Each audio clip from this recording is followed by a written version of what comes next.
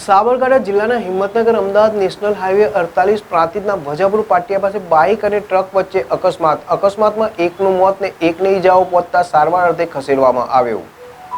Himmatnagar Ahmedabad national highway 48 ઉપર હિંમતનગરથી પ્રાંતિજ તરફ આવી રહેલ ટ્રક પાછળ બાઇક ઘૂસી જતા બાઇક ઉપર જઈ રહેલ બેને જીવલેણ ઈજાઓ પહોંચી હતી, જેમાં બાઇક ઉપર જઈ રહેલ હિંમતનગરના નૈમાન હુસેન સમીર હુસેન શેખ ઉંમર વર્ષ 21 રહેવાસી ઝહીરાબાદ હિંમતનગર તાલુકો હિંમતનગર જિલ્લો સાબરકાંઠાનું ઘટના સ્થળે જ કમકમાટી ભર્યું મોત નીપજ્યું હતું। અકસ્માતને લઈને રોડ ઉપરથી જઈ રહેલ લોકો સહિત આજુબાજુમાં રહેતા લોકો દોડી આવ્યા અને લોકોમાંથી કોઈ 108 ને ફોન કરતા પ્રાંતિજ હિંમતનગર બંને 108 ઘટના સ્થળે આવી પહોંચી હતી। એક ઇજાગ્રસ્ત યુવાનને 108 મારફત હિંમતનગર ખાતે સારવાર અર્થે ખસેડવામાં આવ્યો। અકસ્માત અંગેની જાણ પ્રાંતિજ પોલીસે થતા પ્રાંતિજ પોલીસ પણ તાત્કાલિક અકસ્માત સ્થળે દોડી આવી હતી, ટ્રાફિક હળવો કર્યો હતો અને મૃતકને પ્રાંતિજ સિવિલ હોસ્પિટલ ખાતે પોસ્ટમોર્ટમ અર્થે ખસેડવામાં આવ્યો હતો અને વધુ કાર્યવાહી હાથ ધરવામાં આવી।